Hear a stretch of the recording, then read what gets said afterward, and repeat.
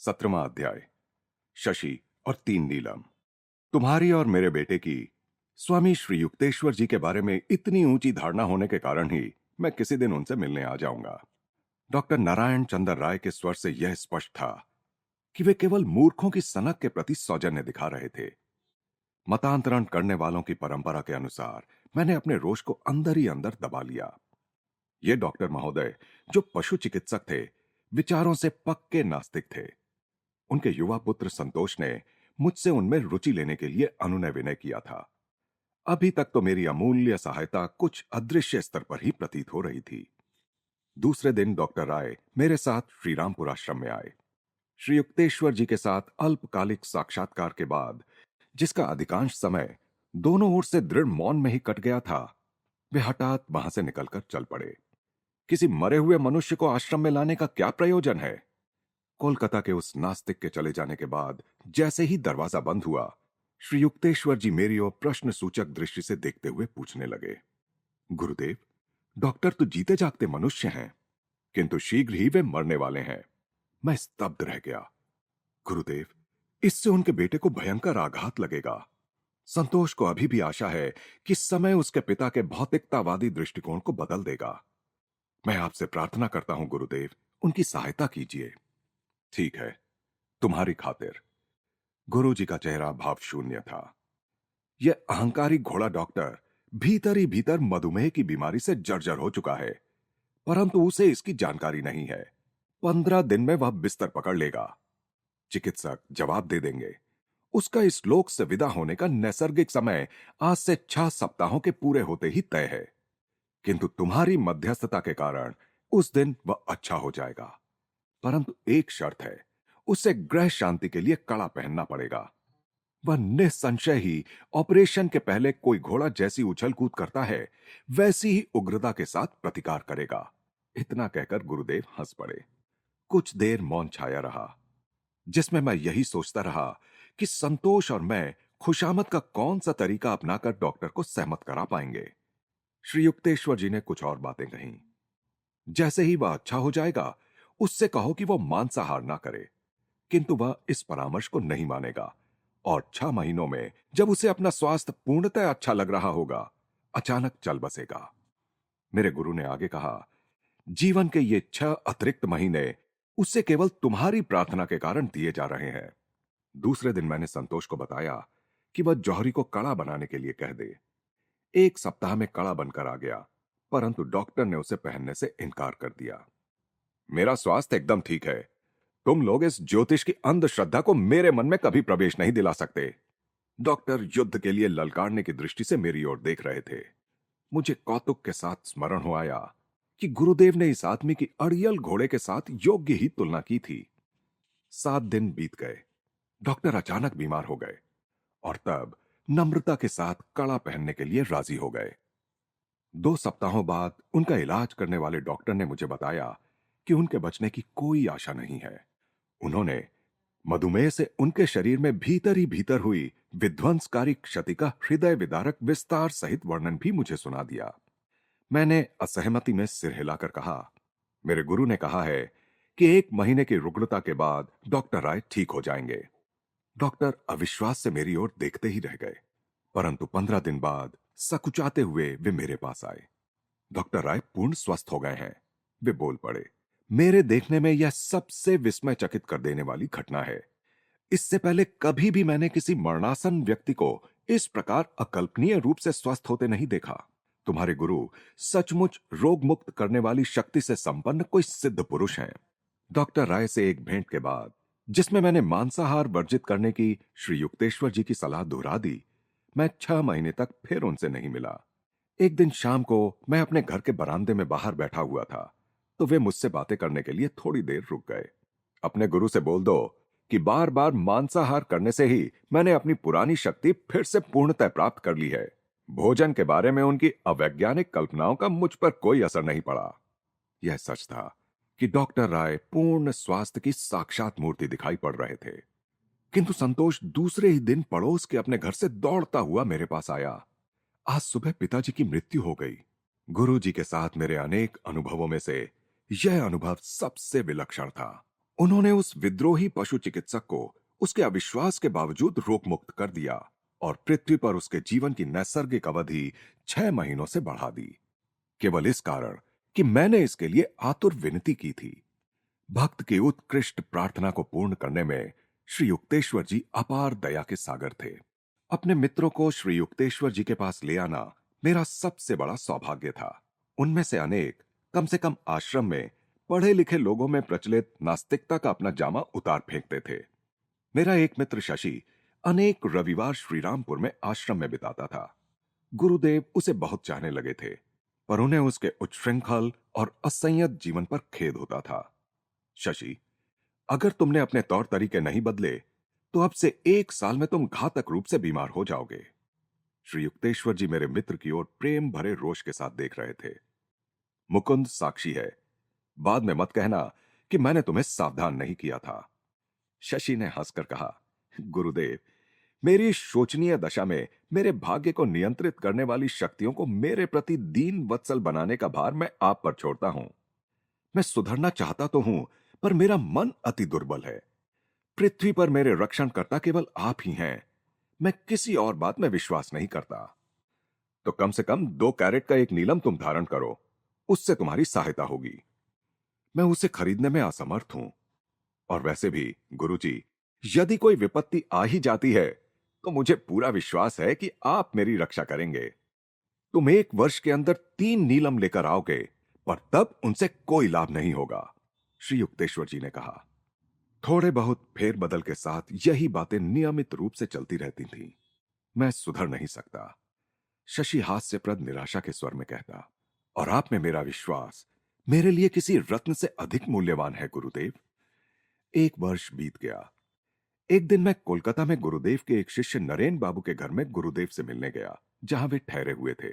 सुबह 10 बजे जब श्री युक्तेश्वर जी और मैं दूसरी मंजिल की बैठक में बैठे हुए थे, तब मैंने सामने के द्वार के खुलने की आवाज सुनी। गुरुदेव का शरीर एकदम सख्त और सीधा हो गया। उन्होंने गंभीरतापूर्वक कहा, ये वह शशि है। 1 वर्ष पूरा हो गया। उसके दोनों फेफड़े बेकार हो चुके हैं। उसने मेरी बात नहीं मानी। उससे कह दो कि मैं उससे मिलना नहीं चाहता। श्री युक्तेश्वर जी की कठोरता देखकर मैं स्तंभित रह गया और तेजी से सीढ़ियों से नीचे उतरने लगा। शशि सीढ़ियां चढ़ रहा था। ओ मुकुंद, मुझे आशा है कि गुरुदेव यहां हैं। मेरे मन में अचानक यह विचार उठा कि वे यहां हो सकते हैं। हां, परंतु वे किसी से मिलना नहीं चाहते। शशि अचानक रो पड़ा और मुझे एक तरफ ठेलकर तेजी से सीढ़ियां चढ़ गया।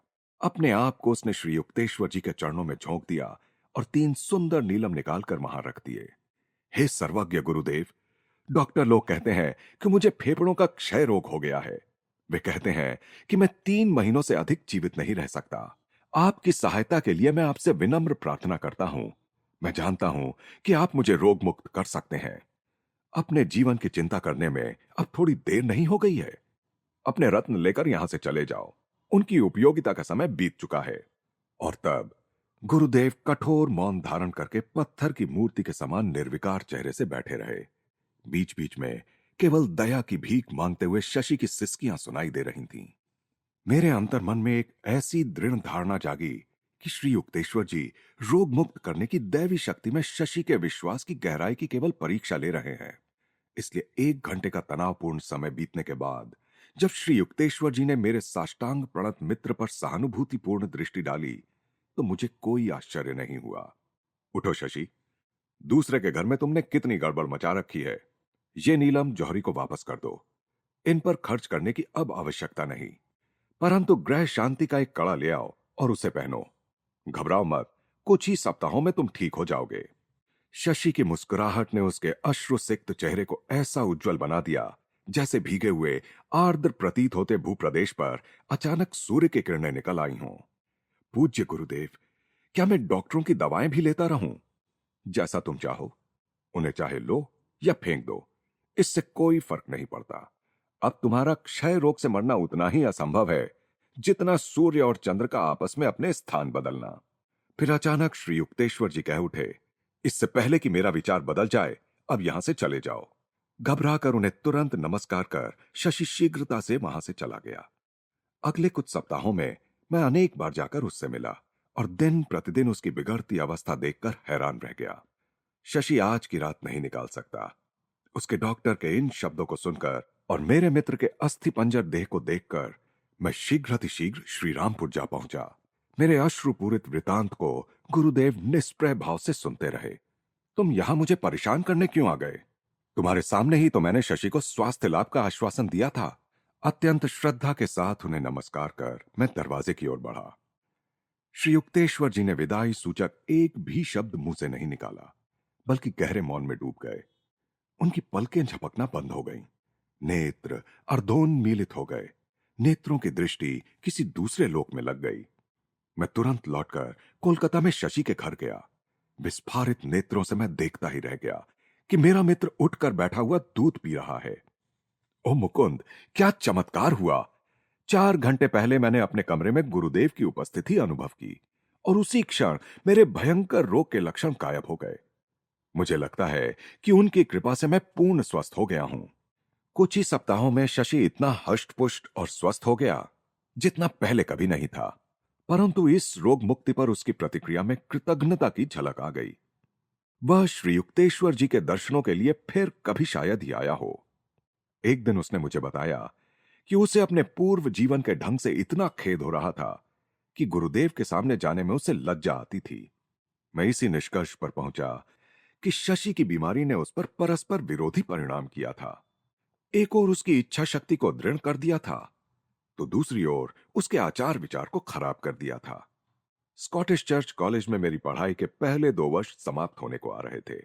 कक्षा में मेरी उपस्थिति अत्यंत कम रही थी। मैंने जो कुछ थोड़ी सी पढ़ाई की थी, वह भी केवल अपने परिवार के लोगों को शांत रखने के लिए की थी। मेरे 2 गृह शिक्षक नियमित रूप से मेरे घर आया करते। मैं नियमित रूप से अनुपस्थित रहता। अपने छात्र जीवन में कम से कम इस एक बात में अपनी नियमितता मुझे दिखाई पड़ती है।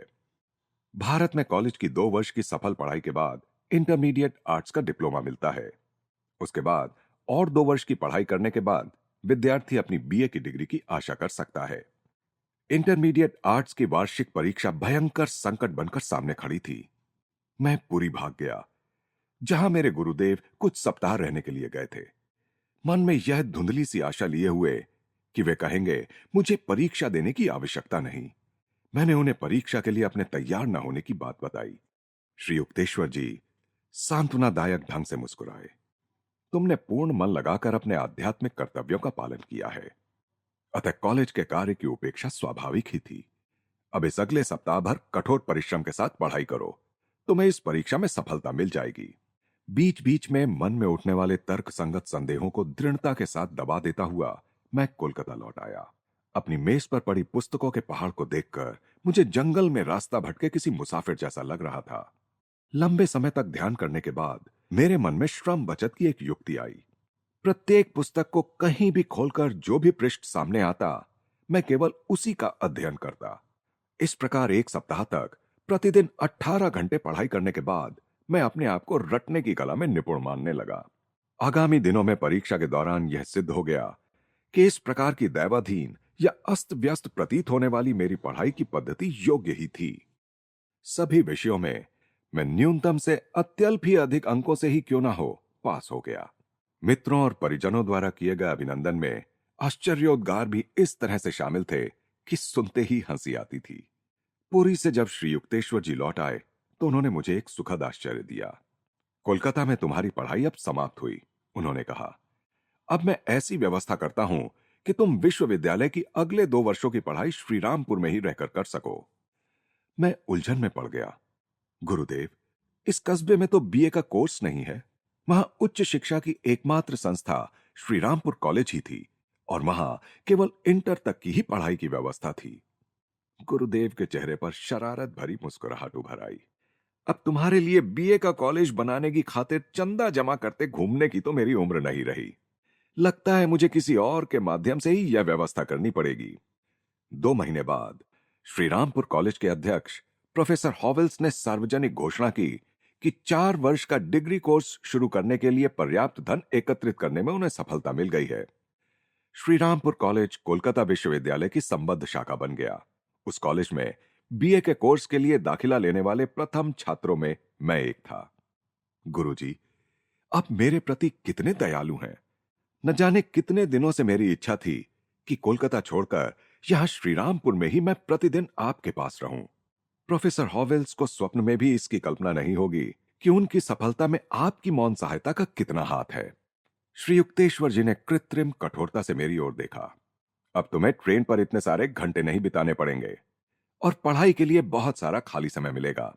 शायद अब तुम आखिरी समय में रट रट कर पास होने वाले न रहकर सच्चे अध्ययन करता विद्यार्थी बनोगे। परंतु उनके स्वर में कहीं विश्वास का अभाव लग रहा था।